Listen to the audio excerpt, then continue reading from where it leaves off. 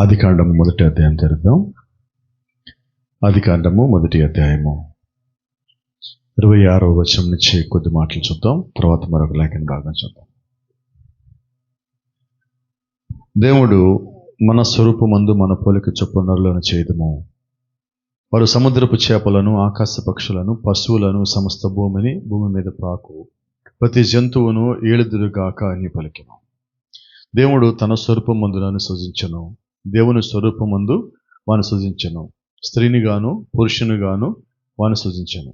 దేవుడు వారిని ఆశీర్వదించెను.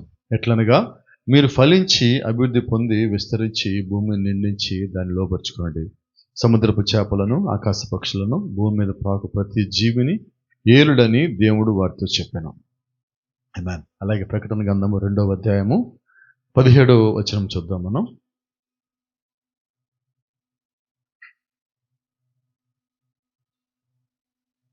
సంగములతో ఆత్మ చెప్పుచున్న మాట చెవిగలవాడు వినుగాక.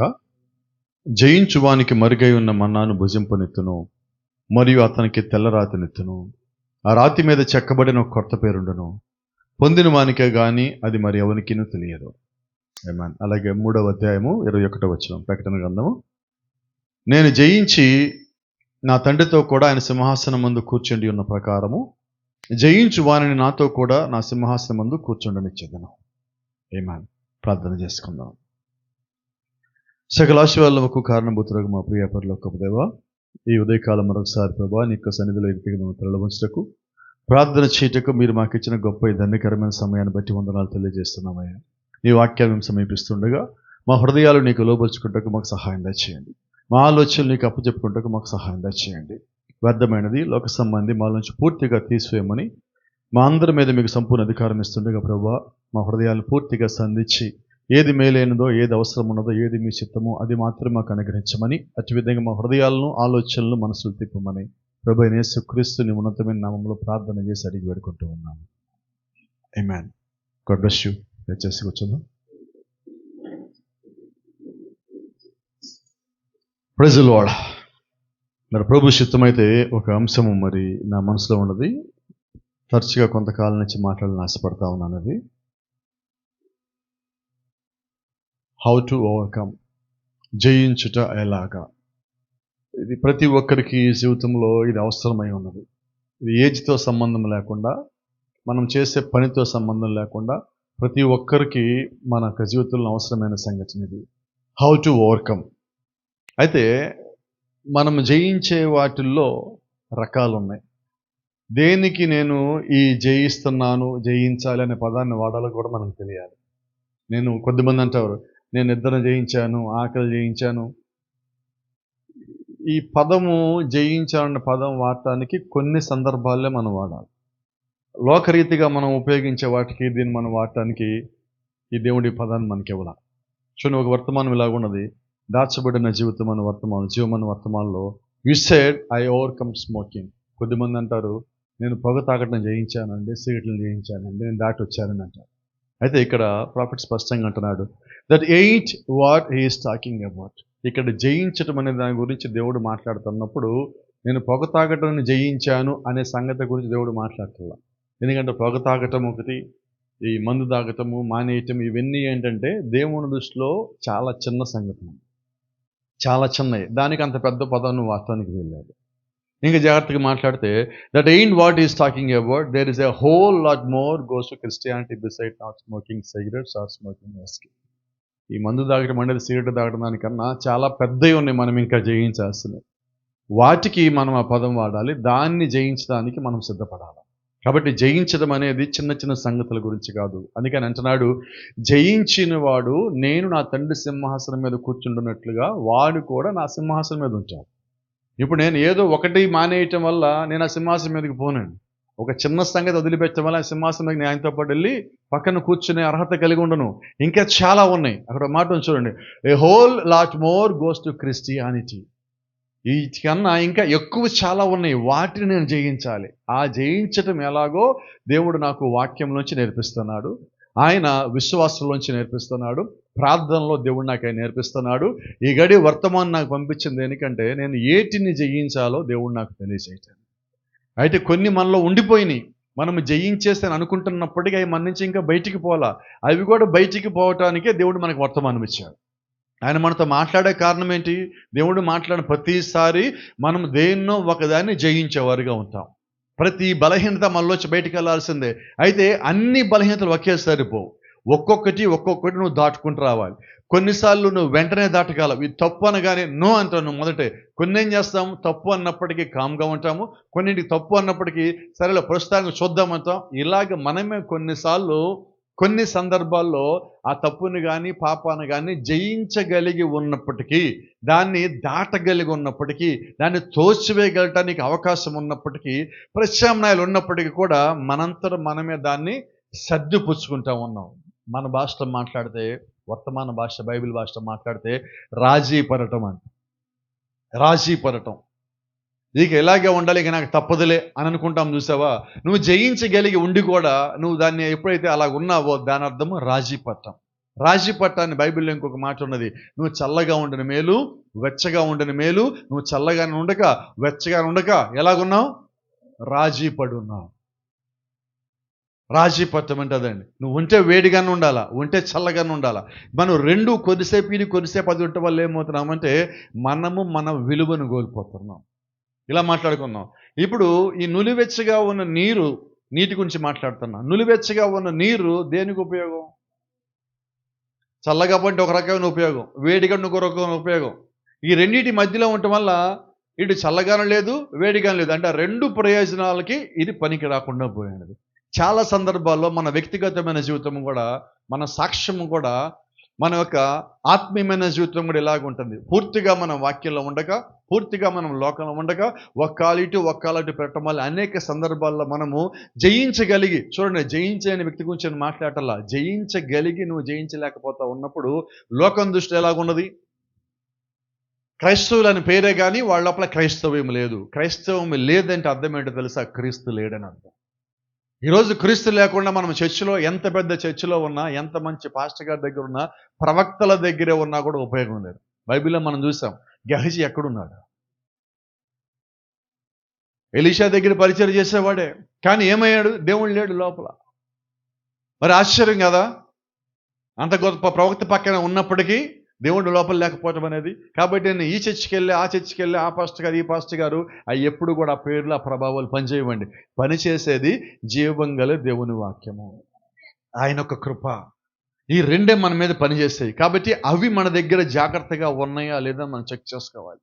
ఆయన ఇంకో మాట మాట్లాడతాడు. I will give him the hidden things, the world on the out side of the curtain don't know nothing about it. జయించిన వానికి ఆయన ఏమిస్తారంటే, లోకము ఎన్నడూ చూడని సంగతులు నేను వానికి ఇస్తాను. ఒక తెల్లరాత్రి ఇస్తా, కొత్త పేరు ఇస్తా, అది పొందిన వానికి తప్ప మరి ఎవరికీ తెలియదు.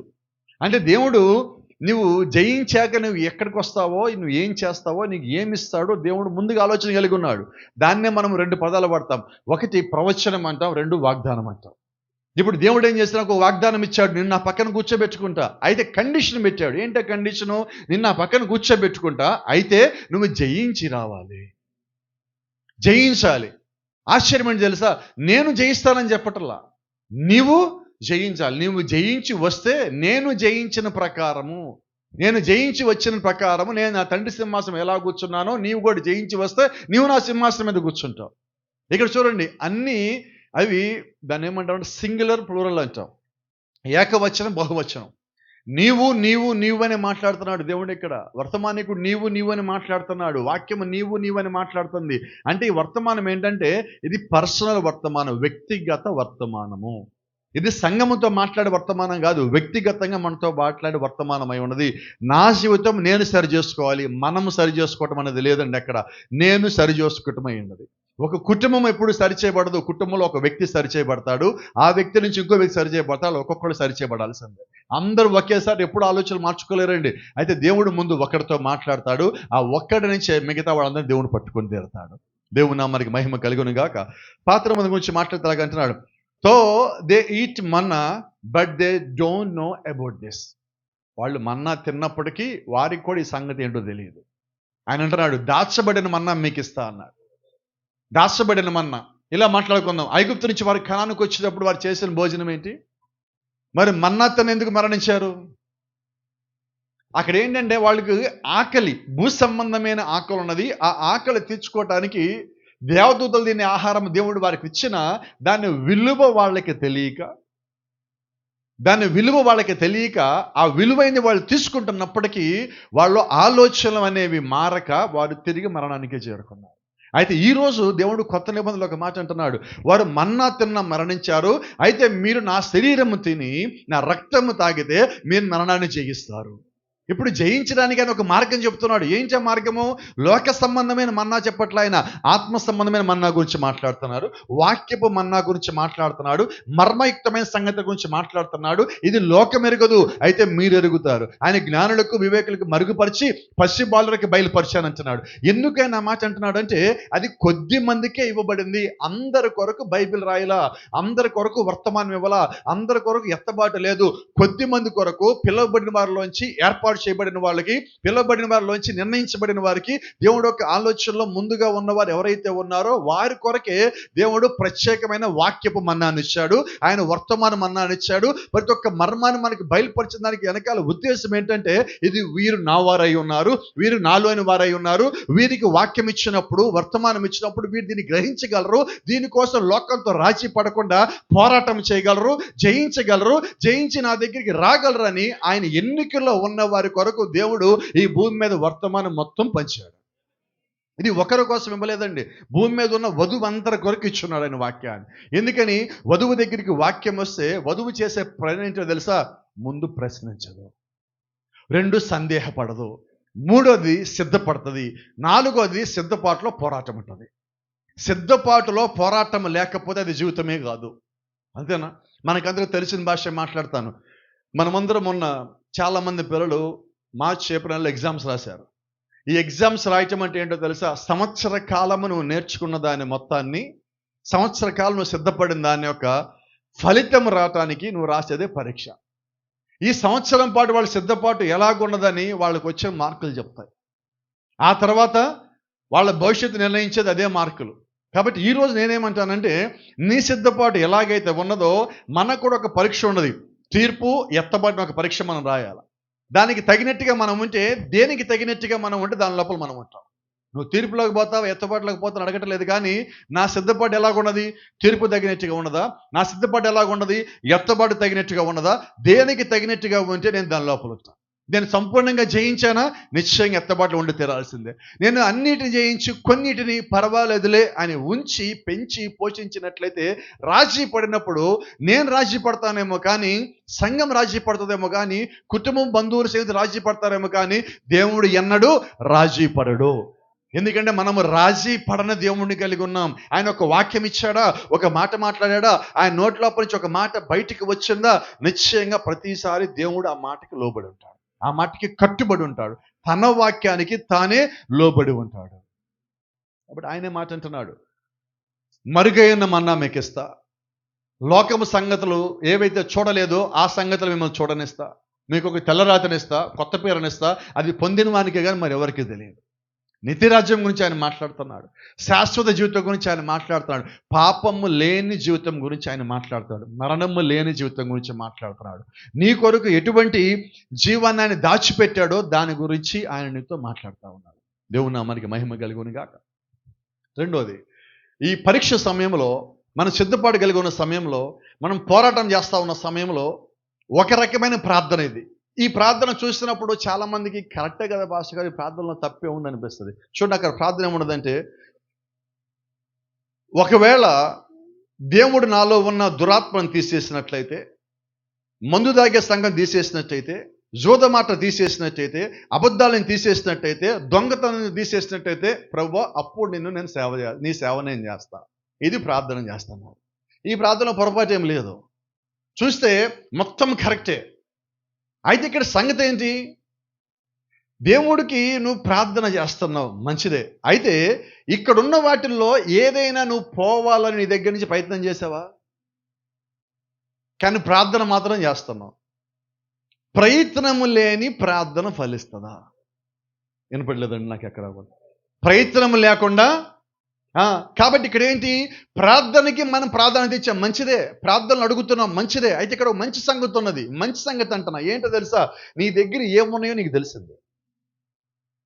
ఇవన్నీ నా దగ్గర ఉండకూడదు, దేవుణ్ణి పని చేయాలన్న సంగతి కూడా తెలిసింది. మంచిదే, సంతోషం. అయితే అవి పోగొట్టుకోవడానికి నువ్వు చేసిన ప్రయత్నం ఏంటి? ఈరోజు ఆశ్చర్యం, ఒక చిన్న సంగతి చూడండి. But that's up to you. అది నీ మీదే ఆధారపడి ఉన్నది. నేను కేవలం ప్రార్థన చేసేస్తే దేవుని దగ్గర ఒప్పేసుకుంటే సరిపోతుందా? దాని నుంచి బయటికి రావడానికి నేను ప్రయత్నం చేయాలా? ఈరోజు ప్రయత్నం చేయకుండా కేవలం ప్రార్థన చేయటం వల్ల ఆ ప్రార్థన దేవుడు వింటాడు. సమాధానం ఇవ్వాలంటే నీ ప్రయత్నం ఉండాలి కదా, మన ప్రయత్నం కూడా ఉండాలి కదా. ఈరోజు మనం ప్రయత్నించడంలో ఫెయిల్ అవుతున్నామండి. ప్రయత్నం చేయటానికి ఫెయిల్ అవుతున్నాం. ప్రయత్నిస్తూ ఫెయిల్ అవటం వేరండి. ప్రయత్నిస్తూ ఫెయిల్ అవుతావు అంటే ఎవడో ఒకటి మనకు సపోర్ట్ చేస్తాడు. ఇలాగ అలాగ ముందుకెళ్ళి, లేదా నేను కూడా సపోర్ట్ చేస్తా, ఇద్దరం కలిసిపోదాం పోదాని అంటాడు. అసలు ప్రయత్నమే చేయకపోతే చెప్పండి, ఏం చేయాలి? ఇప్పుడు చాలా మందికి ఒక కంప్లైంట్ ఉంటుంది, ఏంటంటే పొద్దున పూట నాకు లేవటమో వీలు కావట్లేదండి. చిన్నదే కదా, అందరూ తెలిసిందే, ప్రతి ఇంట్లో ఉండేది కదా. చెప్తున్నా, పొద్దున పూట నేను నిద్ర లేవలేకపోతున్నా. ఒక్క మాట అడుగుతున్నా, ఎప్పుడన్నా లేవటానికి ప్రయత్నించావా? మరి ఆ మాట అంటానికి అర్హత ఎలాగుందంట, నేను నాకు మ్యాథ్స్ అర్థం కావట్లేదు. ఎందుకు అర్థం కావట్లా? నేను మీరు చెప్పండి అమ్మా. ప్రయత్నము చెయ్యలేదు. నాకేంటో బైబిల్ అర్థం కావట్లేదు అంటే సమస్య ఏంటి? కాసేపు కూడా ప్రార్థన చేయలేకపోతున్నాను పాస్టర్ గారు. నువ్వు అంటే నీ సమస్య ఏంటో నీకు తెలుసు. నేను ఎవరు విమర్శ చేయట్లేదండి. నీ సమస్య నీకు తెలిసి నువ్వు జయించకపోతే నిత్య రాజ్యానికి రాలేవు కదా. అది బాధ ఉంది, దాని లోపల ప్రేమ ఉంది, మీరు దాన్ని గ్రహించండి. ఇక్కడ ఉద్దేశం ఏంటో తెలుసా? నువ్వు చేయగలవు, నువ్వు జయించగలవు. దేవుడు నీకు ఆ శక్తిని పెంచాడని ప్రవక్త అంటున్నాడు. ఆ శక్తిని లోపల పెట్టున్నాడు. God has put the power in you. స్పష్టంగా చెప్తున్నది లేఖనము. దేవుడు ఆయన యొక్క శక్తిని లోపల ఉంచాడు. నువ్వు దాన్ని తెలుసుకొని దానికి తగినట్టుగా నీ జీవితాన్ని మలుచుకోకపోతే నువ్వు ఈరోజు భూమి మీద ఉండగా నీ కొన్ని సంగతుల్లో బాగానే ఉంటుంది. నిత్యరాజ్యం కానీ నువ్వు పొరపాటున కానీ మిస్ అయ్యావా, అప్పుడు మనం దుఃఖపడినా బాధపడినా ఏమాత్రం ప్రయోజనం లేదు. కాబట్టి అన్నీ ఇప్పుడే ఇలా మాట్లాడుకుందాం. See you got to do something. నీ మీద ఆధారపడిన సంగతి ఏంటో తెలుసా?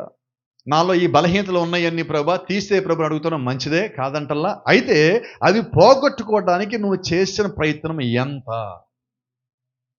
రెండోది, మనం ప్రయత్నం చేస్తామండి. దాంట్లో కూడా నేను ఎవరిని నిందించట్లా. ప్రయత్నం చేస్తాము ఎన్నిసార్లు? ఒక్కసారి కూడా. ఎంత మనసు పెట్టి ప్రయత్నిస్తాము? చెప్పరు ఎవరు. ఎవరొస్తున్న ఆడపిల్లల్ని ఇంట్లో వంట చేయమంటే ఫస్ట్ చెప్పే మాట ఏంటి? ఎందుకు అన్నట్టు రాదని? ప్రయత్న లోపం. అంతేనా? నువ్వు కనీసం ప్రయత్నం చేయకపోతే ఎప్పటికి రావాలి? ఇంట్లో తల్లికో తండ్రికి ఏదైనా అకస్మాత్తుగా సమస్య వచ్చినప్పుడు అప్పుడు వంటగదిలోకి వెళ్తే ఎలాగుంటుంది? ఆ చెన్నైలోనో కొచ్చిన్లోనో మనం వదిలేస్తే అక్కడ బోర్డులు చదవాలి, ఎలాగుంటుంది? ఎందుకని తమిళనాడు అంటే తమిళనాడు అక్కడ ఇంగ్లీష్లో రాడు ఏ పేరు, అంతా తమిళంలో రాస్తారు. వాడు తమిళంలో రాస్తే నాకు రాయితీ ఇస్తాడు, లేకపోతే ఇవ్వడు. మన పరిస్థితి ఎలాగుంది ఇప్పుడు? ఇప్పుడు కిచెన్లోకి వెళ్ళాక మన పరిస్థితి కూడా అంతే. ప్రార్థనలోకి వచ్చాక, చర్చిలోకి వచ్చాక ప్రార్థన చేయమంటే ఇక్కడ మన పరిస్థితి ఏంటి? సేమ్ అదే. ఎందుకు ఫెయిల్ అయినట్టు? నాకు తెలిసింది ఒకటండి, ఫెయిల్ అవ్వటానికి ముఖ్య కారణం ఏంటంటే నువ్వు జయించకపోవటానికి కారణము, ఫెయిల్ అవ్వటానికి కారణం కూడా ఒకటే, ప్రయత్నము లోపము. ప్రయత్నము చేయకపోవటము, ప్రయత్నంలో లోపం ఉండటము. నేను ఫెయిల్ అయ్యాను అని చెప్పి ఎవరైతే జయించారో నేను వాళ్ళతో కలిసి మాట్లాడితే నాలో బలహీనతలు పోతాయి. ఇప్పుడు జయించిన వాడు ఎవడంటే నాకు తెలిసిన ఒక్కడే, ప్రభువైన యేసుక్రీస్తు. నువ్వు ఆయనతో మాట్లాడితే నీలో బలహీనత ఎందుకు ఉండనిస్తాడు? నువ్వు ఆయన కుమారుడువు, నువ్వు ఆయన కుమార్తెవు, ఆయనలో భాగమై ఉన్నావు, ఆయన యొక్క శరీరం తిన్నావు, ఆయన యొక్క రక్తం నువ్వు తాగి ఉన్నావు, ఆ బయలుపాటు నువ్వు కలిగి ఉన్నావు. నువ్వు బలహీనతలో ఉంటే, నువ్వు ఫెయిల్ అయ్యే వ్యక్తిగా ఉంటే దేవుడు ఎందుకు ఒప్పుకుంటాడు? ఆయన ఒప్పుకునే వ్యక్తి కానే కాదు. నువ్వు జయశాలిగా ఉండాలని మొదటే నీ కొరకు వాగ్దానం చేసి పెట్టున్నాడు. నీ కొరకు ఎదురు చూస్తానని చెప్పున్నాడు. నువ్వు జయించి వస్తే నాతో పాటు సింహాసనం మీద కూర్చోబెట్టుకుంటా అన్నాడు. నీకు ముందు ఒక మాదిరి పెట్టాడు. నేను జయించిన ప్రకారం నీవు జయించాలని ఆయన్నే నీకు మాదిరిగా పెట్టున్నాడు. ఇక నేను ఫెయిల్ అవ్వటానికి ఎక్కడున్నది? ఇంకొక పెద్ద ఫెయిల్ చెప్పనా, మన ఇంట్లో ప్రతి పిల్లోడిని, ప్రతి ఆడపిల్లని, మగపిల్లని, స్కూల్కి వెళ్ళే వాళ్ళని, కాలేజీకి వెళ్ళే వాళ్ళని హోంవర్క్ చేసావా, డైరీలో సంతకం పెట్టావా, చెక్ చేసావా, అన్ని పర్ఫెక్ట్గా ఉన్న మొత్తం చూస్తాం.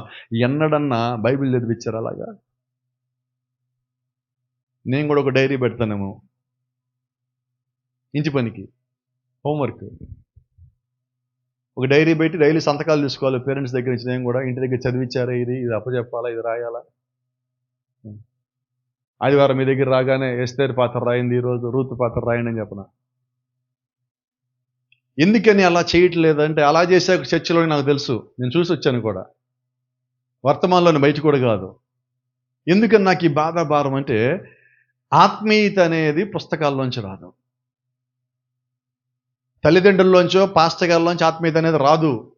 అది నీ లోపలే ఉన్నది. ఆ వాక్యం దగ్గరికి నీవు వస్తే నీ లోపల నుంచి దేవుడిని బయటికి తెస్తాడు. నేనేమంటాను, నువ్వు ముందు వాక్యం దగ్గరికి రా, నీ హృదయాన్ని దేవుడికి ఇవ్వు, అప్పగించు. ఆ తర్వాత నీకు ఏం కావాలో, నీ బలహీనత ఏంటో దేవుడికి తెలుసు. నీకు కావలసి నీకు ఇచ్చేవాడై ఉన్నాడు.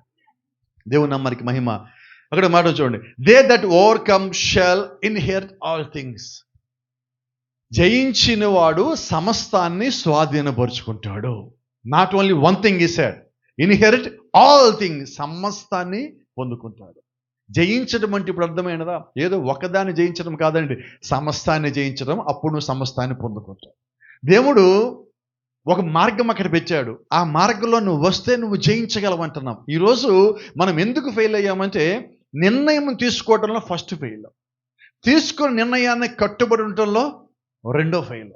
ఈ రెండు మనం చేయలేక మనం తరచుగా విఫలమవుతున్నాం. దేవుడి సన్నిధికి రావాలి, ఇది మొదటి నిర్ణయం. సన్నిధిలో వాక్యంలో ఉండాలి, ఇది రెండవది. మొదటి దానికి వచ్చాం, రెండో దాని దగ్గరికి వచ్చేసరికి అంటే కొన్నిసార్లు మనం ఏం చేస్తామంటే, బలవంతంగా మనమే తాడు కొట్టుకొని వస్తాం వాక్యం దగ్గరికి, ప్రార్థన దగ్గరికి. ఇష్టంగా రావాలండి. ఎప్పుడు చర్చికి వచ్చాము, నువ్వు వాక్యం దగ్గరికి వచ్చావో, బైబిల్ దగ్గరికి వచ్చావో, ప్రార్థన దగ్గరికి వచ్చావు, ఎలా ఉండాలంటే ఇష్టంగా రావాలా. Praise the lord. దేవుని నామానికి మహిమ.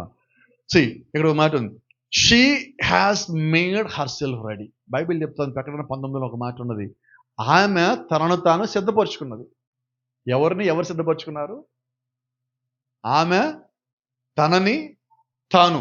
అక్కడ ఆమె అంటే ఎవరంటే బైబిల్లో వధువు అయి ఉన్నది. వధువుని ఎవరు సిద్ధపరిచారు? వేరెవరు సిద్ధపరచాల, ఆమె సిద్ధపరచుకుంటుంది. ఈరోజు భూమి మీద మనకి ఒక వధువని, వధువు సంఘం అని, దేవుల్లో వధువు అనే భాగం ఒక పేరు ఉన్నది. ఆ పేరు నిజమైనట్లయితే ఇప్పుడు మనల్ని ఎవరు రెడీ చేయాలి? ఈ రోజుకి నన్ను ఇంకొకటి ఎవరో రెడీ చేయాలి, నాకు సంబంధించి ఎవరో ఇంకొకరు చేయాలి. ఇలాగే మనం ఉంటా ఉన్నప్పుడు ఆత్మీయమైన జీవితంలో అలాగుండదు. భౌతికమైన జీవితంలో వివాహం అయిన తర్వాత భార్యాభర్తలు ఉంటుండగా ఒకళ్ళ అవసరాల నిమిత్తం ఒకళ్ళు పనులు చేసేది ఉంటుంది.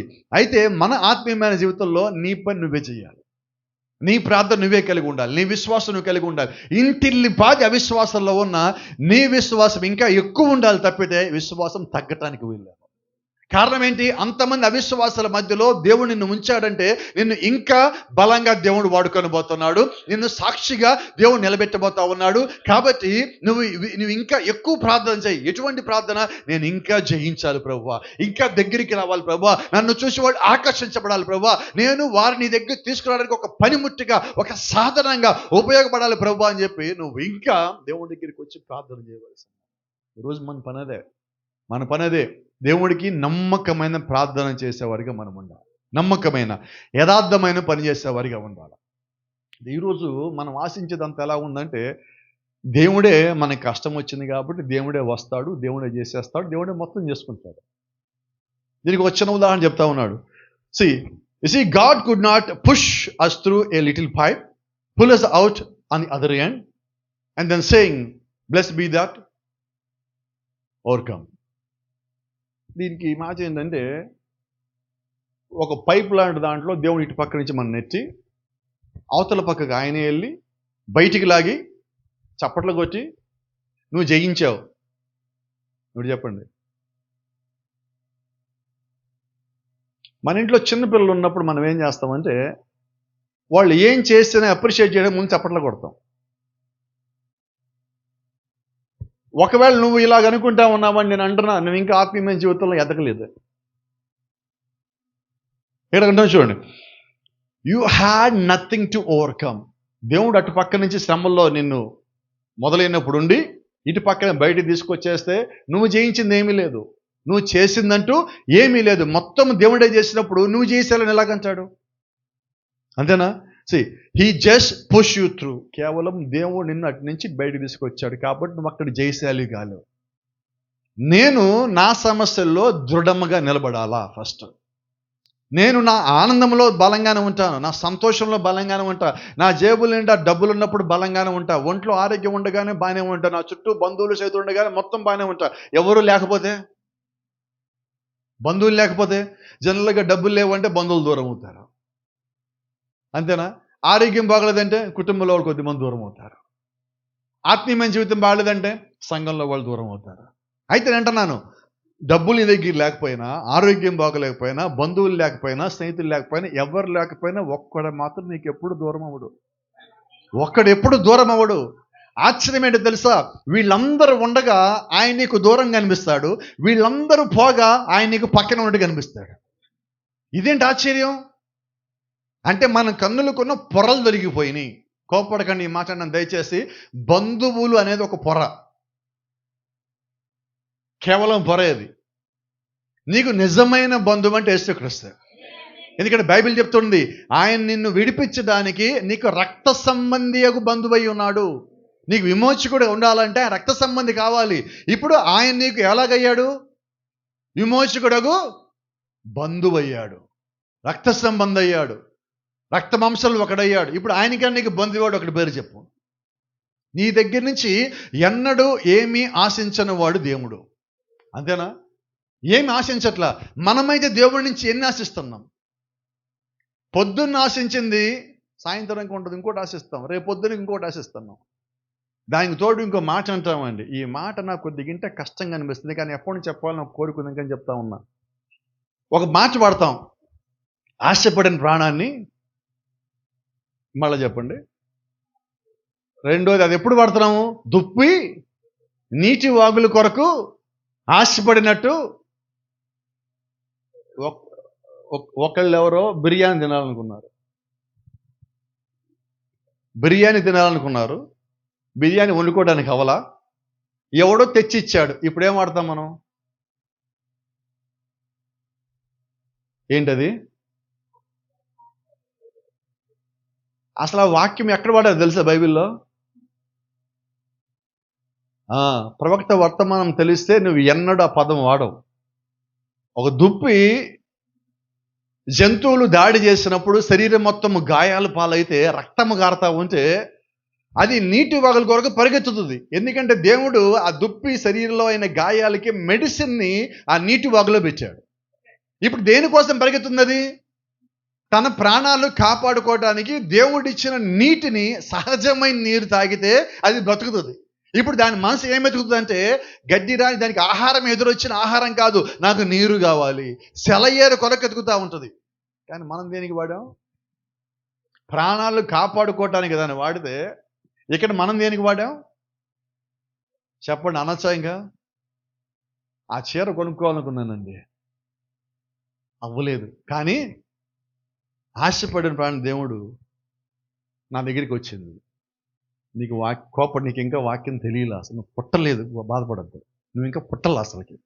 ఎందుకంటే ఆశ అనేది ఈ లోక సంబంధమైన ఆశ, దాన్ని పోల్చలా, ప్రాణాలు కాపాడుకునే దాని గురించి మాట్లాడుతున్నాడు. ఈరోజు దేవుని యొక్క వాక్యం మన కొరకు ఎందుకు ఉన్నదంటే, నీ ప్రాణాలను కాపాడటానికి, నీ జీవితాన్ని కాపాడటానికి, నీ జీవాన్ని దేవుడు ఆయన లోపల దాచిపెట్టుకున్నాడు. దాని కొరకు నువ్వు ఆశపడాలి. నిత్యరాజ్యం వెళ్ళటా నువ్వు ఆశపడాలి, దాని కొరకు నువ్వు ఆశ కలిగి ఉండాలి. అప్పుడు చెప్పు, ప్రభా నిజంగా నేను ఆశపడున్నా, నీ రాజ్యం నేను చేరాను, ఇదిగో నా మరణాన్ని జయించాను. నిజంగా వాక్యం కొరకు నువ్వు పరిగెత్తితే, దుప్పిలాగా నువ్వు పరిగెత్తితే ఖచ్చితంగా నువ్వు కాపాడబడతావు. ఎందుకంటే దానికి ఇంక వేరేం కనబడదు.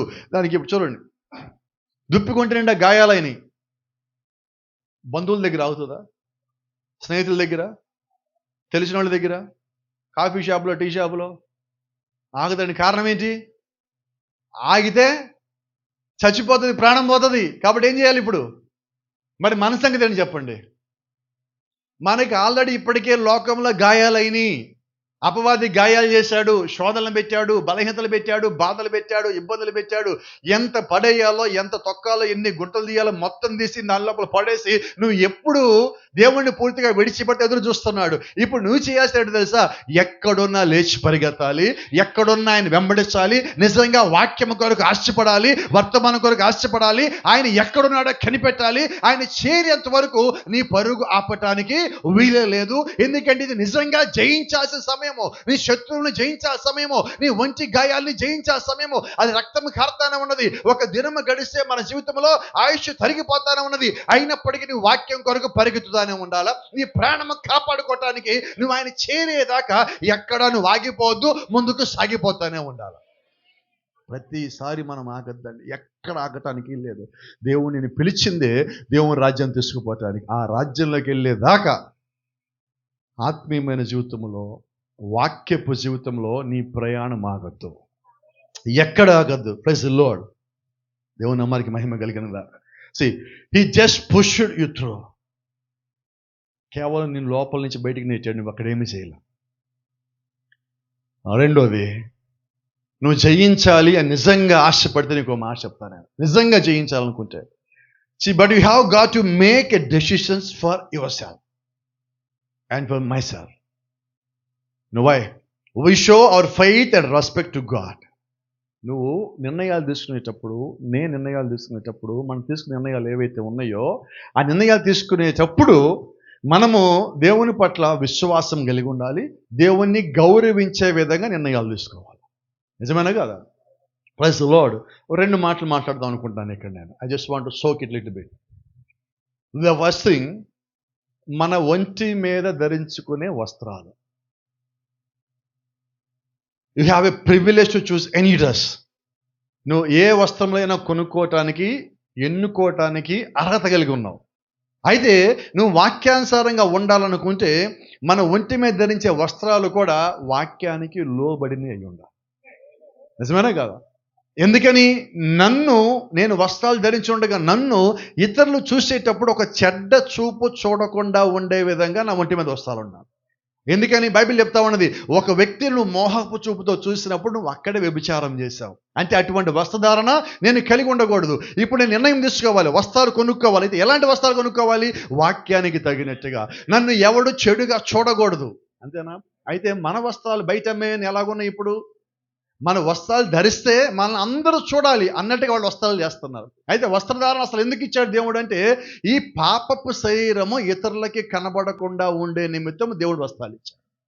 నువ్వు పాపపు శరీరము కప్పుకోవటానికి వాక్యానుసారంగా ఉన్న వస్త్రాలు ధరించినప్పుడు అపవాది నిన్ను కామెంట్ చేయకుండా ఉంటాడా? కామెంట్ చేస్తాడు. అయితే నువ్వు వాక్యానుసారంగా ఉన్నప్పుడు వాడు ఎన్ని కామెంట్లు చేసినా ఆ కామెంట్ ఒక్కటి కూడా నీ అకౌంట్లోకి రాదు. నువ్వు ఎంత మంచిగా ఉన్నప్పటికీ, ఎంత ప్రార్థనాపరుడిగా ఉన్నప్పటికీ, ప్రార్థనాపరురాలుగా ఉన్నప్పటికీ, నేను ధరించే వస్త్రాలు నన్ను ఇతరులు చెడ్డగా చూసే విధంగా ఉన్నప్పుడు, మంచిగా ఉన్నప్పటికీ కూడా ఆ వస్త్రాలను బట్టి నేను తీర్పు తెచ్చబడతా. అవసరం మనకంటున్నా. అంటే కొన్ని నిర్ణయాలు నీకు స్వాతంత్రం ఉన్నది. అయితే నా స్వాతంత్రము ఇతరుల స్వాతంత్రం పోగొట్టేదిగా ఉన్నప్పుడు అది నా స్వాతంత్రం కానే కాదు. అవునా? మీకు గతంలో చెప్పినట్టున్నా, July 4th అంటే అమెరికా ఇండిపెండెన్స్ డే. మనకి నిన్న America independence day July 4th. గతంలో అమెరికా ప్రెసిడెంట్గా చేసే అబ్రహం లింకన్ స్వాతంత్రం వచ్చిన దినం కదా అని రోడ్డు మీదకి వెళ్ళి ఆయన చేతి కర్ర ఒకటి ఉంది, చేతి కర్ర తిప్పకుండా స్వాతంత్రం వచ్చి తిరుగుతూ ఉండగా మన్నాడు పొద్దు ఇంటికి నోటీస్ వచ్చింది. ఈయన ముందు కర్ర తిప్పుతూ ఉంటే వెనకాల వచ్చే వ్యక్తి భయపడతా పోలీస్ స్టేషన్లో కంప్లైంట్ పెడితే కోర్టు నుంచి నోటీస్ వచ్చింది. ఏంటి ఆ నోటీస్ అంటే, స్వాతంత్ర దినోత్సవ దినమున నేను బయటికి నడుస్తా స్వతంత్రంగా నడుచుకుంటా పోతున్నప్పుడు నేను భయపడుతూ వెనకాల పోవాల్సి వచ్చింది. ఇప్పుడు నాకు స్వాతంత్రం వచ్చిందా లేదా అని అడిగాడు. అంటే ఏంటి? నా ఇష్టం కర్ర తిప్పుకోవడం, నా కర్ర అంటే చెప్పండి. అంటే నీవు నీ ఇష్టం వచ్చేటికి ఉండొచ్చు, అయితే ఇతరులకి ఆటంకము కలిగించే విధంగా ఉండొద్దు. ఇదే కదా మనకి యేసుక్రీస్తు నేర్పించినది. నువ్వు వాక్యానుసారంగా ఉంటే వాళ్ళకి ఆటంకమే, దానికి నీ మీద దోషం మీద ఆరోపించబట్టల్లా. నువ్వు వాక్యానుసారంగా లేకుండా ఇంకొకరి మీద దోషం మోపే విధంగా ఉంటే ఆ అకౌంట్ నీ అకౌంట్. కాబట్టి మన అకౌంట్ ఎప్పుడు ఖాళీగా ఉంచుకుందామండి. ఏ ఒక్కరి నిమిత్తము మన నిమిత్తం ఇంకొకళ్ళు నా మీద నేరారోపణ చేయనీయకుండా మనం ఎప్పుడూ కూడా వాక్యానుసారంగా ఉండే విధంగా నిర్ణయాలు తీసుకోవడం ప్రయత్నం చేద్దాం. ప్రతి నిర్ణయం ఎప్పుడు నిర్ణయం తీసుకునే ముందు నువ్వు ఆలోచించు. నిర్ణయం తీసుకునేటప్పుడు ఆలోచించు.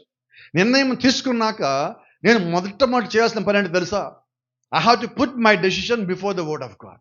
దేవుని యొక్క వాక్యానికన్నా ముందు నా నిర్ణయం తీసుకొచ్చి ఆయన ముందు పెట్టి, ప్రభువా ఈ నిర్ణయం నేను ఇప్పటికీ ఆలోచించి తీసుకున్నాను, ఇది వాక్యానుసారమా కాదా అని నీ నిర్ణయాన్ని వాక్యంతో పోల్చుకొని తీసుకున్నప్పుడు నువ్వు ఎన్నడూ ఫెయిల్ అయ్యే వ్యక్తిగా ఉండవు.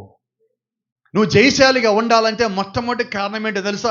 మొట్టమొదటి సంగతి ఏంటో తెలుసా? నీ ప్రతి ఆలోచన దేవుడు ముందు పెట్టడం, ప్రతి నిర్ణయము దేవుడు ముందు పెట్టడము, ప్రతి పని దేవుడు ముందు పెట్టడము, ఆయన నుంచి నీకు వచ్చిన ప్రతి దాన్ని తీసుకొని సంతోషంగా నువ్వు జీవించడం. అయితే బాధాకరమైందంటే దేవుడు దగ్గర నుంచి వచ్చే నిర్ణయాలు మనకి సంతోషాన్ని ఇస్తాయా అంటే ఆత్మీయంగా ఇస్తాయేమో కానీ భౌతికంగా ఇవ్వవు. కానీ మనం ఇదేని ఇష్టపడతాం? భౌతికమైన ఆనందాన్ని బాగా ఇష్టపడతాం.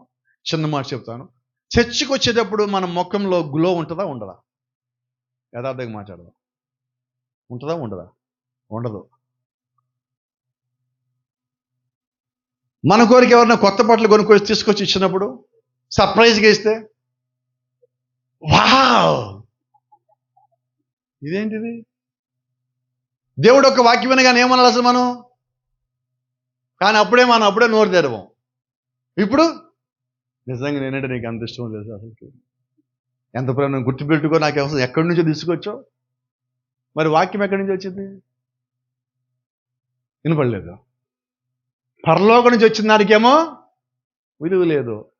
ఈరోజు మనం ధరించుకున్న బట్టలు 2 వారాలు అయితే పాత బట్టలు ఇయ్యి, దానికి అంత విలువ ఇచ్చావు. కానీ ఆ విలువ ఎంతసేపు ఉన్నది? కొద్దిసేపే. అయితే వాక్యం నుంచి వచ్చే విలువ, నీకు వచ్చిన రక్షణ శాశ్వతమైనది. ఒక్క రక్షణ దేవుడు నీకు ఇచ్చాడు, శాశ్వతమైనది. ఎందుకు నీకు ఇచ్చాడంటే ఆ రక్షణ దగ్గర నుంచే నువ్వు సమస్తాన్ని జయించడం ప్రారంభించావు. You have started everything from there. So it was your starting point. When you started believing the word, then you will come to the water baptism. ఎప్పుడైతే నువ్వు వాక్యాన్ని నమ్మావో అప్పుడు నీటి బాప్టిజం దగ్గర నువ్వు వస్తావు. బాప్టిజం పొందిన దగ్గర నుంచి నువ్వు ప్రతి దాన్ని నీవు దేవుని దగ్గర తీసుకొచ్చినప్పుడు విజయం సాధించడం ప్రారంభిస్తావు. కాబట్టి నువ్వు ఫెయిల్యూర్ గురించి ఆలోచన తీసుకోవద్దు, నిర్ణయమే తీసుకోవద్దు. ఎందుకంటే నేను నిర్ణయం తీసుకున్నా ఫెయిల్ అయ్యాను దానికన్నా నా నిర్ణయం దేవుని దగ్గర పెట్టి నేను ఆగుతానంటే ఎంత బాగుంటుంది. ఇప్పుడు మనలో ఏంటి? ఇప్పుడు సమస్య ఉంది. ఏంటంటే మాటకు ముందు మాట చివర ఒక పదం వాడుతున్నారు, జంజీ జంజీ అని. ఏంటది? నేను విమర్శ చేయట్లేదు, మంచిదే. అయితే నువ్వు జంజీ అయినంత మాత్రాన నిర్ణయాలు త్వరగా తీసుకోవద్దు. నువ్వు నిర్ణయం తీసుకోవాలంటే నువ్వు ఎవరన్నప్పటిగా, నువ్వు ఏజీలో ఉన్నప్పటికీ నీకు ఒక మాట చెప్తా, నీవు నిర్ణయాన్ని దేవుడికి వదిలిపెట్టాలి. ఎందుకంటే ఈ జంజీలు వచ్చినా పోయినా కూడా వాక్యము శాశ్వతము. ఈ భూమి ఆకాశం గతించినా నా మాట అన్నాడు గతించవు. ఏ తరములు వచ్చినా పోయినా కూడా ఆయన అలాగే శాశ్వతంగా ఉంచాడు. ఆ వాక్యం కిందకే నీవైనా నేనైనా రావలసిన్నావు. కాబట్టి నువ్వు జయించాలంటే ఏం చేయాలి? మొదటగా నువ్వు ఆయన దగ్గరికి రావాలి, ఆయన వాక్యానికి లోబడాలి. కాలం ఏదైనా ఆయన వాక్యం దగ్గర నువ్వు రావాలి. ఎంత కాలమైనా నువ్వు వాక్యం నిలబడాలి. ఓ చిన్న మాట మా ఇక్కడ చూపించండి, ఒక మాట మా ఇక్కడ చూపించండి. ఏంటిది? అబ్రహాము కుమారుడు కలుగుననే వాగ్దానం ఉన్నది అబ్రహాంకి. ఎంతకాలం ఆగాలి? ఇప్పుడు వాగ్దానం ఉన్నది, కానీ వాగ్దానము దేవుడు ఇచ్చిన దగ్గర నుంచి అబ్రహాం పొందుకునే లోపు అబ్రహాం విమర్శించబడలేదా? అబ్రహాంకి అప్ అండ్ డౌన్స్ లేవా? ఇక స్పష్టంగా ఉన్నది, the ups and downs that he had and temptations he had in those 25 years. ఆ 25 సంవత్సరాల్లో ఎత్తుపల్లాలు ఉన్నాయి, ఇబ్బందులు ఉన్నాయి, శోధనలు ఉన్నాయి, పడేసే ఉన్నాయి, పడగొట్టే ఉన్నాయి. But he held to the word of the promise. దేవుడు ఇచ్చిన వాగ్దానాన్ని పట్టుకొని ఉన్నాడు. ఈరోజు మనం విజయం సాధించాలంటే విశ్వాసం కావాలంటున్నాం. విశ్వాసం ఎటువంటిదై ఉండాలి తెలుసా? విశ్వాసం అంటే ఈ రోజు ఉండే రేపు వెళ్ళిపోయేది విశ్వాసం కాదండి. విశ్వాసం అంటే ఒకే రీతిగా ఉండేది విశ్వాసం. అది దినదినము పెరగాలి. అబ్రహాం విషయం ఏం జరిగింది? దేవుడు వాగ్దానం ఇచ్చాడు, 25 సంవత్సరాలు అదే విశ్వాసం కలిగి ఉన్నాడు. విశ్వాసము ఎన్నడూ తగ్గలేదు. మనము విజయం సాధించాలంటే, జయించాలంటే రెండో సంగతి అంటే తెలుసా? నీవు కలిగి ఉన్న విశ్వాసము ఎన్నడూ సడలద్దు. Praise the lord. తర్వాత ఇంకో మాట చెప్తా. దేవుడు మీకు ఒక వాగ్దానం ఇచ్చినప్పుడు ఆ వాగ్దానం నువ్వు తీసుకోవాలంటే నువ్వు ముందు ధైర్యం కలిగి ఉండాలి. ధైర్యం కలిగి ఉండాలి. ఎంతకాలం అంటే ఎంతకాలమైనా కానీ ప్రజల ముందు కొన్నిసార్లు నువ్వు పడిపోయే వ్యక్తిగా ఉన్నప్పటికీ కూడా నువ్వు విశ్వాసం కలిగి ఉండాలి. ఎందుకంటే దేవుడు ఎప్పుడు రంగం మీదకి వస్తాడంటే, మనుషులందరూ కార్యము చేయగలిగినప్పుడు దేవుడు రంగం మీదకి రావటం కాదు. ఏ మనిషి ఒక కార్యము కూడా చేయలేడు అనుకున్నప్పుడు దేవుడు అప్పుడు రంగం మీదకి వచ్చేవాడై ఉన్నాడు. అంటే మానవుడు చేయలేని చోట దేవుడు కార్యాలు చేసే దేవుడిగా ఉన్నాడు. దేవుని నామానికి మహిమ కలుగును గాక. రెండో సంగతి మనం ఇక్కడ చూసినట్లయితే, ఇజ్రాయేల్ కూడా దేవుడు కనాను మీకు ఇచ్చిదని చెప్పి ఆయనకు ఒక వాగ్దానం ఇచ్చాడు. ఈ వాగ్దానంలో ఇంకో సంగతి ఏంటి? వీళ్ళు కనాను ఇస్తాను అని చెప్పిన తర్వాత వీళ్ళు కనాను తీసుకోవటానికి 40 ఏళ్ళు పట్టింది. అబ్రహాముకి 25 ఏళ్లే, మరి వీళ్ళకైతే 40 ఏళ్ళు. వీళ్ళు 40 ఏళ్ళు ఎటువంటి విశ్వాసం ఉండాలి? ఒకే విధమైన విశ్వాసం. దేవుడు ఇస్తాడు, ఇచ్చానన్నాడు, మనం వెళ్ళి తీసుకోవాలి. అయితే ఈ 40 ఏళ్ళు వీళ్ళు పోరాటం చేయవలసినదే. 25 ఏళ్ళు అబ్రహాము వాగ్దానం పట్టుకుని దాన్ని పొందుకున్నాడు. అయితే 40 ఏళ్లలో ఎంతమంది నిలబడ్డారంటే 2 నిలబడ్డారు. మరి మిగతా వారందరూ ఏమయ్యారు? జయించలేకపోయారు. మరి ఆ 2 ఎవరు ఇప్పుడు?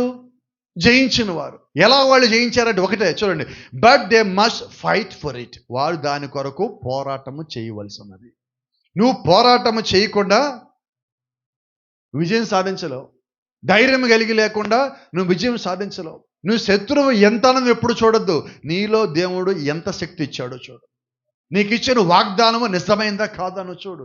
దాన్ని బట్టే నువ్వు నిలబడి ఉండవలసి ఉంది. The marriage of the Lamb వర్తమానంలో the same way it is about divine healing.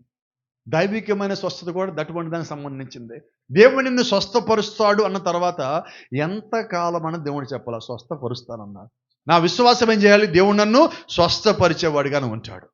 అయితే ఇక్కడ ఒక మర్మం చూడండి, God has got the power to heal you. దేవుడికి నిన్ను స్వస్థపరిచే శక్తి ఉన్నది, ఆయన దగ్గర ఉన్నదని మనకు తెలుసు.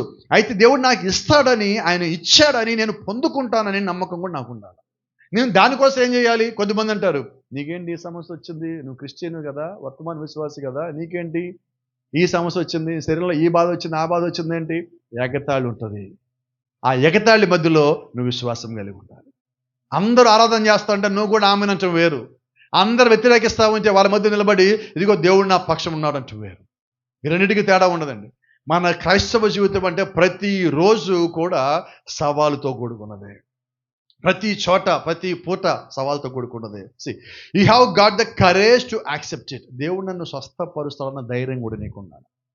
విశ్వాసము ధైర్యము రెండు నువ్వు కలిగి ఉండాలి. అందుకని యెహోషువతో మాట్లాడుతూ ఆయన అంటాడు, నిబ్బరము కలిగి ధైర్యముగా ఉండము.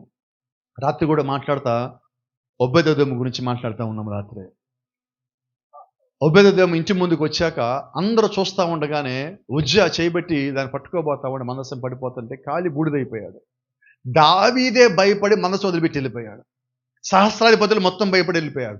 లేవీలు కూడా వెళ్ళిపోయారు. అందరూ వెళ్ళిపోయారు, ఎవ్వరు లేరు. ఆ ఊళ్ళో ఉన్న ఏ ఒక్కడు అక్కడికి రాటల్లా. ఇప్పుడు ఒబేదెదోము ముందుకు అడుగు వేసి ఆ మందసం తెచ్చి ఇంట్లో పెట్టుకున్నాడు. ఎంత ధైర్యం కావాలి? వాక్యాన్ని చేర్చుకున్నాడు. ఒక మనిషి కళ్ళ ముందే చనిపోయినప్పటికీ ధైర్యం కలిగి ఏం చేశాడు? ఇదిగో నేను నా దేవుణ్ణి చేర్చుకుంటా. అంటే చూడండి, నువ్వు చేర్చుకుంటానని చెప్పటం వేరు, చేయటం వేరు. ఆ చేయటానికి యథార్థత కలిగి ఉండటం వేరు. ఎందుకని దేవుడు దావీదుని ఇంటికి తీసుకుపోనీయకుండా ఆపాడు? ఒబేదెదోము ఇంటి దగ్గర ఎందుకు ఆపాడు? వేరే వాళ్ళకి అనుమతి తీసుకెళ్ళిపోవచ్చుగా. ఒక ధైర్యవంతుడైన వాడిని దేవుడు పరిచర్యకి ఎన్నుకోవటానికి అక్కడ ఆపాడు. రాత్రి కూడా మాట్లాడ, మళ్ళీ మీకు జ్ఞాపకం చేస్తున్నా. ఒబేదెదోము గురించి కొద్దిమందికి తెలుసుకున్న సంగతులు కేవలము ఆ ఇంటి దగ్గర మందసం పెట్టుకుని దేవుడు దీవించాడని రాత్రి మనం చూస్తున్నాం. తర్వాత ఆయనకి పుట్టిన 8 మంది కుమారులు కూడా పరిచర్లో ఉన్నారు. కుటుంబం అంతా పరిచర్లో ఉన్నది. తర్వాత ఆయన సమర్పించుకొని ఆ మందసం వెనకాల ద్వారపాలకుడిగా కాపలా ఉన్నాడు. చర్చి కట్టిన తర్వాత అక్కడితో అయిపోలా. అంటే దేవుడు నిన్ను ఒకసారి పిలుచుకున్నాక అక్కడితో ముగించాడు. నీ తర్వాత తరమున కూడా దేవుడు వాడుకుంటాడు. కాబట్టి ఈరోజు మనం పరిచర్లోకి వచ్చామంటే అది ఇంకొక తరమునకి దేవుడు మనల్ని ఆశీర్వదించాడని అర్థం. అయితే లోబడినప్పుడే, ధైర్యం కలిగి ఉన్నప్పుడే, నువ్వు నమ్మకంగా ఉన్నప్పుడే, విశ్వాసంగా ఉన్నప్పుడే దేవుడు నిన్ను వాడుకోగలటానికి అవకాశం ఉన్నది. Praise the lord. But you will fight every inch of the way. దేవుడు నీకు ధైర్యం ఇచ్చినప్పటికీ, స్వస్థ నీకు ఇస్తానని చెప్పినప్పటికీ, వాగ్దాన భూమి ఇస్తానని చెప్పినప్పటికీ, ప్రతి అంగుళం నిమిత్తము నీవు పోరాటం చేయవలసిందే. మనకి అందరికీ అర్థమయ్యే చిన్న సంగతి చెప్తాను నేను. గొల్యాత్ దగ్గరికి దావీదు యుద్ధం చేయడానికి వెళ్ళినప్పుడు ఏం చెప్పున్నాడు? యుద్ధం నాది కాదు, యెహోవాది. మరి నువ్వెందుకు వచ్చినట్టు? చిన్న దగ్గర ప్రశ్న, మరి నువ్వెందుకు వచ్చావు? నేను పోరాడాలి, ఇక్కడికి వచ్చి నిలబడాలి. అన్ని వేల మంది సైన్యం ఉంటే ఒక్కడికి కూడా ధైర్యం లేదు. ఇప్పుడు దావీదు దగ్గర ఏముందంటే ధైర్యం ఉన్నది. ఎక్కడి నుంచి వచ్చింది? అభిషేకంలోంచి వచ్చినది. సమూయేలు అభిషేకించిన అభిషేక తైలములో నుంచి దేవుడు నా పక్షం ఉంటాడు, నా పక్షం పోరాడతాడని మాటల రూపంలో రాదు, ఇప్పుడు క్రియారూపంలోకి దావీదు లోపలికి వచ్చాను. ఇప్పుడు దావీదు ఆ క్రియలను పట్టుకుని అక్కడికి వెళ్ళి అంటున్నాడు, గొల్యాతుకి అని ధైర్యంగా చెప్పాడు తెలుసా, యుద్ధం యెహోవాది, యుద్ధం నాది కాదు, కానీ చంపేది నేనే. నేను ఇక్కడ నిలబడాలి, నిలబడటం కోసం నేను పోరాడాలి. చెప్పలేదా బైబిల్లో? Be still know that I'm God. నేను దేవుడిని తెలుసుకొని మీరు ఊరకొండుడి. నువ్వు ఆ పని చేయాలి అంటే నువ్వు వెళ్ళి అక్కడ ఉండాలి. ఎలా ఉండాలి? యథార్థంగా, విశ్వాసంగా, ధైర్యంగా, నమ్మకంగా, నిబ్బరంగా, వాక్యానుసారమైన జీవితము, ఆత్మ యొక్క నింపుదల, అభిషేకము, పిలుపు, ఇవన్నీ నువ్వు కలిగి ఉండుచున్నప్పుడు నీ యుద్ధం నీది కాదు, అప్పుడు యుద్ధం దేవుడు. అయితే ఈరోజు మనం ఏం చేస్తున్నాం? కోప్పడకండి ఈ మాట అంటున్నాం. గతంలో మనం చెప్పేవాళ్ళం, గాలిలో దీపం పెట్టి చెప్పండి ఊరకుండమని అడగ దేవుడు. పుస్తకాలు ముందు పెట్టుకొని ఊరకుండమని అడగ దేవుడు. పరీక్ష పేపర్ ముందు పెట్టుకొని చెప్పండి ఊరకుండమని అడగ దేవుడు. కోపం రాదు కదా.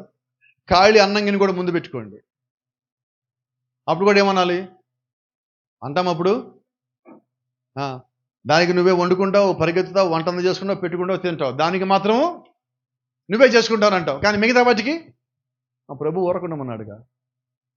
నువ్వు ప్రయత్నం చెయ్యి, యథార్థంగా దేవుడు నీకు ఇచ్చిన అవకాశము, శక్తి, బలము, జ్ఞానం ఏదైతే ఉందో అది దేవుడి కొరకు వాడతా. నీ ప్రయత్నం నువ్వు చేస్తానే ఉంది. God has got amazing grace to save you and he will do it. దేవుడు అద్భుతమైన కృప ఉన్నది, ఆ కృపను బట్టి నిన్ను కాపాడుతాడు. But you will fight every inch of your life. నీ జీవితంలో ప్రతి దాని గురించి నువ్వు పోరాటం చేయాల్సిందే. కాబట్టి చెప్తా ఉన్నాడు, కొంచెం బాధ కలిగించేదే కానీ బలం కలిగించే మాట పడేది. I been behind the pulpit going on 31 years. ఈ పుల్పిట్ వెనకాల సుమారుగా 31 ఏళ్ల నుంచి ఉంటున్నాను చెప్తూ, and every inch of that has been a fight constantly. ఇక్కడ నిలబడిన ప్రతి సమయము, ప్రతి నిమిషము, ప్రతి అంగుళము పోరాటమే. 31 ఏళ్ల నుంచి పోరాటం తగ్గల, ఒకే విధమైన పోరాటం పోరాడుతున్నా అన్నారు. అవునా? అంటే ఒక దేవుని ప్రవక్తకి ఎలాగుంటే అపోస్తలుడైన పౌలే నేను రోజు పోరాడుతున్నా అన్నాడు. దినదినము నేను ఫైటింగ్గా చేస్తున్నా, బతికేది నేను కాదు, నా లోపల ఆయన బతుకుతున్నా నేను కాదంటున్నాను. అంటే ప్రతిరోజు దేవుడు జీవించాలంటే, వాక్యం జీవించాలంటే నన్ను నేను దూరం చేసుకోవాలి, నన్ను నేను దేవుడి నుంచి పక్కకి జరుపుకోవాలా. ఆయన నా జీవితంలోకి వచ్చి పనిచేసే విధముగా నేను ఆయన పూర్తిగా ఆయనకి సమర్పణ చేసుకోవాలి. ఆ సమర్పణ చేసుకోవటం నేను ఏమంటానంటే మనల్ని అప్పగించుకోవటం. పూర్తిగా నువ్వు అప్పగించుకోవాలి. ఇంకో మాట్లాడుకుందాం. But we must fight. అయినప్పటికీ నీవు నీ పోరాటం చేయాల్సిందే. వధువు తనను తాను సిద్ధపరచుకున్నది. ఆమెను ఎవరో వచ్చి వేరే వాళ్ళు రెడీ చేయాల, ఆమె సిద్ధపరచుకున్నది. దీనికి అన్నిటికన్నా ప్రాముఖ్యమైన ఒక మాట మీకు చెప్తాను నేను. అక్కడ ఒకటి ఉంది, ఒకసారి చదువుతారా? తెలుగులో ఉన్నది. నీ చెవులు మిగతా సంగతుల్లో చెవిటిగా ఉండాలి, కానీ ఆత్మ చెప్పిన సంగతుల్లో కాదు. ఎప్పుడు మనము చెవిటోళ్ళుగా ఉండాలా?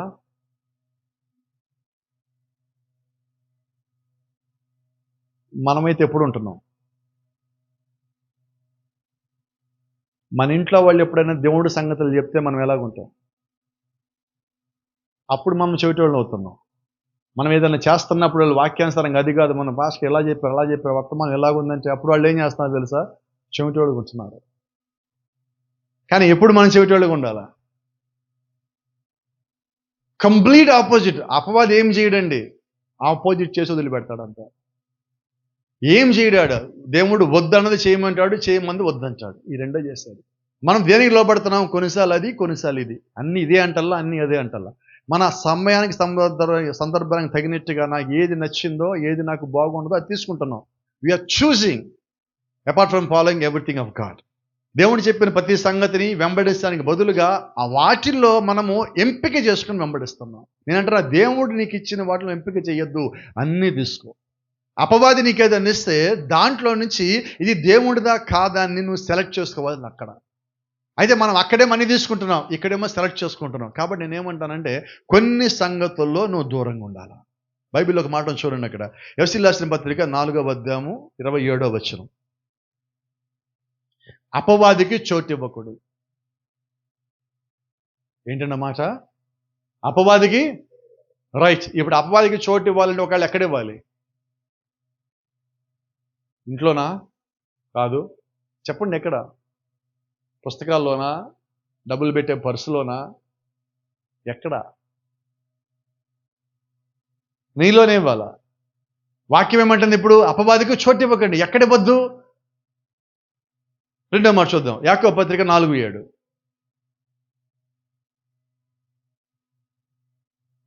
తిప్పుతానే ఉన్నారు, ఇంకా పేజెస్ ఇక్కడ దాకా వస్తుంది. కాబట్టి దేవునికి లోబడి ఉండుడి, అపవాదిని ఎదురించుడి, అప్పుడు వాడు మీ వద్ద నుండి. ఇక్కడ 3 రకాలు ఉన్నది, 3 భాగాల వాక్యం. ఇది వాక్యాలుగా తీస్తే మనకేం అర్థం కాదు. ఫస్ట్ ఏంటి? అపవాదిని ఎదిరించాలంటే ఏం చేయాలి? రెండోది అపవాదిని ఎదురించుడి, మూడోది అప్పుడు వాడు మీ వద్ద నుండి పారిపోవు. నువ్వు మొట్టమొదటిగా లోబడి, రెండోది వాడిని ఎదిరిస్తే అప్పుడు వాడు పారిపోతాడు. మనమేం చేస్తున్నాము? ముందు లోబట్టల్లా, వాడిని పూర్తిగా ఎదిరించటల్లా, కానీ వాడు పారిపోవాలని కోరుకుంటున్నాం. ఇందాక అదే కదా మనం చెప్తున్నాం. ప్రతి ఒక్కడికి ఎలా ఉంటుందంటే, అసలు నేను ఇట్లా చెట్టుకేస్తే అపవాది నాకు లోబడాలని ఆలోచన ఒకటి ఉంటుంది. దాని తగిన జీవితం ఎంత ఉంటుంది చెప్పండి? వర్తమానంలోకి వచ్చిన కొత్తల్లో, లేదంటే బైబిల్లోకి వచ్చిన సేవలోకి వచ్చిన కొత్తల్లో కూడా ప్రతి ఒక్క సేవకుడు చేసే పని కూడా చెప్తాను మీకు. నేను కూడా ఎగ్జామ్షన్ ఏమి కాదు, యథార్థం చెప్పాలి కదా, ఎగ్జామ్షన్ ఏమి కాదు. అయితే నా ప్రయత్నం నేను చేస్తాను, అంత మాత్రం నేను చెప్తాను. ఆ తల్లి తాకి మనది గుర్తుంటుంది అందరికీ. ఏంటి తల్లి తాకుం అంటే? చిన్నదన్నా పైకి లేము, చనిపోయిన దాన్ని పైకి లేపడం కోసం దేవుడు వాడిన పదం. ప్రతి సేవకుడికి, ప్రతి విశ్వాసికి, ప్రతి ప్రార్థన చేసేవాడికి ఒక కోరిక ఉంటుంది. ఏం కోరిక అది? వీళ్ళు కూడా తల్లి తాకమంటే ఎవరో ఒకరు చనిపోయిన వాళ్ళు లేవాలి కదా. మనం అన్నామా అంటే అన్నాం, లేచారా? ఎందుకని? రెండు సంగతులు ఏదైనా మనం క్లియర్గా మాట్లాడుకోవాలి. 2 సంగతులు. మొదటి సంగతి ఏంటంటే, దేవుడి చిత్తంలో వాళ్ళు లేవాల్సి ఉంటే లేస్తారు. నువ్వు అన్నావని ఎవడు లేవడం. రెండోది, నా జీవితము వాడిని పైకి లేపే అంత విశ్వాసంగా ఉన్నదా లేదా? ఈ 2. మొదట్లో నేను కూడా చేసిన పని ఏంటంటే, ఎవరు కనిపించినా కూడా ప్రభువా ఒకవేళ ఇది నా పని ఏమో, నా ముందుకు వచ్చింది కాబట్టి సేవ అని చెప్పి తల్లి తాకిమంటే ఎవడు లేవలేదు. ఇప్పుడు నేను బాధపడాలా, ఏడవాలా? కొద్ది కాలం అయిన తర్వాత వర్తమానంలోకి ఎదుగుతూ ఉండగా నాకు అర్థమైనది. ఆయన అంటున్నాడు, నేను ప్రార్థన చేయడం వల్ల నువ్వు స్వస్థపడాలా, దేవుడు నీకు స్వస్థత ఇవ్వాలనుకున్నాడు కాబట్టి నన్ను వాడుకున్నాడు అన్నాడు. ఆహా, ఇదన్నమాట వర్తమానం అంటే. ఇప్పుడు కళ్ళు తెచ్చుకున్నాయి కదా అని. కాబట్టి మన కళ్ళ ముందు ఏదైనా జరిగితే చేయటం నీ పని, ప్రార్థన చేయటం నీ పని. అది జరిగినా జరగకపోయినా అది దేవుడి ఇష్టం. అయితే మనమేం చేస్తాం? ప్రార్థన చేయగానే జరిగితే వేసేయండి, నా అకౌంట్లో వేసేయి. ఎవరి అకౌంట్లో వేయాలా? ఇది కాదండి. నిజంగా దేవుడు అదే అంటాను, ప్రార్థన చేసి దేవుడికి అప్పగించు. ఆ తర్వాత ఆయనకి అది ఇష్టమా, దేవుడు రంగం మీదకి వస్తాడు. Praise the lord. ఈరోజు మనం చేయాల్సిన పని అదే. ఇంకో మాట మీకు జ్ఞాపకం చేస్తున్నాను. ఇందా మనం చదివాం ఇక్కడ యాకోబు పత్రికలో నుంచి, submit your self therefore to God, resist the devil and he will flea from you. వాడు నీ నుంచి ఎప్పుడు పారిపోతాడంటే నువ్వు వాడిని ఎదిరించాలి. అంటే జయించడానికి నువ్వు పూనుకోవాలి. జయించడానికి పూనుకోవడానికి ముందు నిన్ను నీవు దేవుడికి సమర్పించుకోవడం, అంటే పూర్తిగా లోబడి ఉండటం. 8వ వచనం చూద్దాం. దేవుని యొద్దకు రండి, అప్పుడు ఆయన మీ యొద్దకు వచ్చును. ఇదేంటి సంగతి? తర్వాత, పాపులారా మీ చేతులు శుభ్రం చేసుకొనుడి, ద్విమనస్కులారా మీ హృదయములను పరిశుద్ధపరచుకొనుడి. అంటే జయించాలంటే ఏం కావాలి? ముందు ఒకే మనసు ఉండాలి మనకి. ఒకే మనసు, అది దేవుడు ఇచ్చిన మనసు అయి ఉండాలి. అపోస్తలుడైన పౌలు మాట్లాడతాడు, ఫిలిప్పీ 2:5 ఏంటి ఎవరు మన సీరియస్ చూస్తారు? రెఫరెన్స్ చెప్తే తీయాలి మీరు. ఫిలిప్పి 2:5 క్రీస్తు యేసు కలిగిన మనస్సును మీరును కలిగి ఉండండి. అంటే ఎటువంటి మనసు ఉండాలి మనకి? యాకోబులో ఏమంటున్నాడు? ద్విమనస్కులారా, రెండు మనసులు మీకు ఉండొద్దు. ఇక్కడేమన్నాడు? క్రీస్తు యేసుని కలిగిన మనసు. నీ మనసు కాదు, నా మనసు కాదు, యేసు క్రీస్తు కలిగిన మనసు. అంటే వాక్యపు మనసు నువ్వు కలిగి ఉండాలి. పరిశుద్ధాత్మ హృదయం నువ్వు కలిగి ఉండాలి. అప్పుడు నిన్ను చూసి అపవాది పారిపోతాడు. జయించడానికి కావాల్సిన శక్తి, సామర్థ్యం అదిగో దేవుడికి ఆ రకంగా ఇచ్చాడు. అటువంటి విశ్వాసం నేను తీర్చుకోవాలి. అలాగే నేను జయించాలని కోరుకోవాలి, కానీ నాకు లోబడాలి కాదు, నేను జయించాలి కాదు. ప్రభువా నీ చిత్తం అయితే నేను జయించగలను. అంటే సమస్తము నువ్వు ఆయనకి అప్పగించేవాడిగా ఉండాలి. సమస్తము నువ్వు అప్పగించేవాడిగా ఉండాలి. రెండవది, your years or deaf to anything. నీ చెవులు అన్ని విషయాల్లో ఏ విషయానికైనా వినబడకుండా ఉంటే పర్వాలేదు, కానీ else but what the spirit says, పరిశుద్ధాత్మ చెప్పేదానికి కాక మిగతా అన్నిటికీ నీ చెవులు స్పందించద్దు. అదే ఇక్కడ మనలో ఉన్న ఇంకొక సమస్య ఏంటి? జయించలేకపోవడానికి మరో కారణం ఏంటంటే మన చెవులు అన్నీ ఇంటాయి. అవునా? కోప్పడకండి, ఈ గదిలోనే ఉండి పక్క గదిలో కూడా ఇంటాయి మన చెవులు. ఏంటయ్యి అనవా? ఆశ్చర్యం కాదు? ఈ ఇంట్లోవి ఆ ఇంట్లో వింటున్నాయి, ఆ ఇంట్లో ఈ ఇంట్లో వింటాను. నేను అంటున్నాను, నీ చెవులు నీ దగ్గరే ఉండాలా. నీ చెవులు ఏమైనాలో నువ్వే డిసైడ్ చేయాలి. కానీ మనం ఏం చేస్తాం? కోపడకండి, ఇలా చెప్తానని ఇంద్రియాల గురించి కాబట్టి మీకు చెప్పాలి, అందుకని చెప్తాను. నోరైనా మూత పడుతుందేమో కానీ చెవుకు మూతలు లేవు. ప్రభుత్వ సందర్భంలో మాట్లాడతాడు, చెవు ఇన్న మాటలు గర్భం ధరిస్తుందండి. ఎంత మాట అసలు! చెవు ఏదైతే ఉన్నదో అది నీ గర్భం ధరించేలా చేస్తుంది. అంటే అది లోపలికి పోదు, పుట్టి పెరిగి పెద్దదైపోతా ఉంది లోపల. కాబట్టి మనం ఏం చేయాలి? ఫస్ట్ నా ఆలోచన నేను ఏం వినాలంటే జయించే వాటిని వినాలి, ఆత్మ చెప్పేదాన్ని వినాలి. అప్పుడు మిగతా వాటి నేను చోటు ఇవ్వను. ఇక్కడ మీద మీరు చెప్తున్న మాట మాకు గమనించండి. ఇక్కడ మీరు చూస్తున్నారు కదా, అవన్నీ మీకు కనిపిస్తున్నాయి. అవి అసలు రాకుండానే ఆపండి. వచ్చే కాపడం కాదు. కొద్దిమంది అంటూ ఉంటారు, నేను సిగరెట్ తాగుతాను కదా, అది నా కంట్రోల్లో ఉంటుంది. నేను మందు తాగుతాను కదా, నా కంట్రోల్లో ఉంటుంది. ఆడు చెడ్డోడే కానీ ఆడు నా కంట్రోల్లో ఉంటాడు. ఇప్పటికీ నువ్వు దెయ్యం కంట్రోల్లోకి పోయావు. అవన్నీ చేస్తా నా కంట్రోల్లో ఉన్నాయి అంటున్నావని నువ్వు దెయ్యం కంట్రోల్లో ఉన్నావని. కానీ ఏమనుకుంటున్నావు? దెయ్యం నీకు ఒక భ్రమ ఇచ్చింది, నేను నీ కంట్రోల్లో ఉంటున్నాను కదా అని. అప్పటికి నువ్వు పాడైపోయావు. అంతేనా? కాబట్టి ఈరోజు మనం గ్రహించిన సంగతి ఏంటంటే, మనం కంట్రోల్లో ఉంటున్నాను అనుకుంటానే దెయ్యం కంట్రోల్లోకి వెళ్ళిపోతున్నాం. కాబట్టి నువ్వు జయించలేక వెనకబడుతున్నావు. కాబట్టి ఈరోజు నేనేం చేయాలి? నన్ను కంట్రోల్ చేయాలంటే దేవుడే కంట్రోల్ చేయాలి. నన్ను కంట్రోల్ చేయాలంటే వాక్యమే కంట్రోల్ చేయాలి. నిజంగా నేను జయించాలంటే నా లోపల దేవుడే ఉండాలి. దేవుడు కాక మరి ఇంకేది ఉన్నా కూడా నేను జయించలేను. సంపూర్ణంగా నేను జయించాలంటే నా చెవి ఎప్పుడు దేవుని వైపు తిరిగి ఉండాలి. జయించడానికి మొట్టమొదటి సంగతి ఏంటి తెలుసా? నువ్వు వాక్యం వినాలి, 2 లోబడాలి, సమర్పించుకోవాలి, దానికి తగిన జీవితం నువ్వు జీవించాలి. అప్పుడు రాజీ పడని జీవితం నీలో ఉంటే, ప్రార్థనాపూర్వకమైన జీవితం నీలో ఉంటే, విశ్వాసం ఉంటే, వాక్యపక్షాన్ని నిలబడాలనే ఒక ధైర్యం నువ్వు కలిగి ఉంటే, నీ చెవులు పరిశుద్ధాత్మ చెప్పింది మాత్రం విన్నప్పుడు నువ్వు భూమి మీద జయించేవాడిగా ఉంటావు. ఒక మాట చెప్పి నేను ముగించేస్తున్నా. యేసుక్రీస్తు భూమి మీద ఉన్నప్పుడు అపవాది వచ్చి ఈ 40 రోజులు ఉపవాసం చేసిన తర్వాత అపవాది వచ్చి ఏం చేసింది? ఎలాగా? నోటి మాటే చెవిలో వేస్తూ ఉన్నది. ఆడు చెప్తా ఉండగా సగం వాగు వాక్యం అది కాదు ఇదని చెప్తున్నాడు ఆయన. ఏమైపోయింది? బైబిల్ చెప్తా ఉన్నది, యేసుక్రీస్తు వాడిని కొట్టలా తిట్టలా, వాడు చెప్పిన ప్రశ్నలో నుంచి ఆయన సమాధానం ఇచ్చి వాక్యాన్ని చూపించి వాడిని పరిగెత్తిచ్చాడు అన్నమాట. కాబట్టి ఈరోజు దేవుడు అదే వాక్యం మనకి ఇచ్చాడు. ఎలా ఇచ్చాడు చెప్పనా? అపవాదిని ఎలాగ జయించాడో దేవుడు చూపించి అదే వాక్యాన్ని మనకి ఇచ్చి నేను జయించినట్టుగా నువ్వు కూడా జయించంటున్నాడు. అందుకని అపోస్తలుడైన పౌలు అంటాడు, ఆశ్చర్యమైన మాట, 1 కొరింథీ 11 అంటాడు, ఇదిగో నేను క్రీస్తుని పోలి నడుచుకున్న ప్రకారం మీరు నన్ను పోలి నడుచుకోండి. యేసుక్రీస్తు నా ముందు పెట్టుకుని నడిచా. ఇప్పుడు మీరేం చేయాలి? పౌలుని ముందు పెట్టుకుని నడవద్దు, మనం ఫెయిల్ అవుతాం. మనం ఏం చేయాలి? పౌలు ఎలాగైతే క్రీస్తుని ముందు పెట్టుకుని నడిచాడో నేను కూడా క్రీస్తుని ముందు పెట్టుకుని నడిస్తే పౌలు విజయం సాధించినట్టుగా నేను విజయం సాధించగలను. ఇప్పుడు పౌలు నన్ను వెంబడించినట్లా నేను ఎలాగెళ్ళానో మీరు అలాగెళ్ళండి అంటున్నాడు. కాబట్టి ఈరోజు ఎలా జయించాలి? పౌలు అంటున్నాడు, ఇదిగో నా పరుగు పందెము నేను తుదముట్టించి తిని. నేను విశ్వాసమును కాపాడుకుంటుని. విశ్వాసం కోల్పోలే ఒక్కసారి కూడా. విజయం సాధించాలంటే నువ్వు విశ్వాసం కోల్పోవద్దు. అబ్రహాం విశ్వాసం కోల్పోలేదు. శద్రకు మేషకు అబేద్నెగోలు విశ్వాసం కోల్పోలేదు.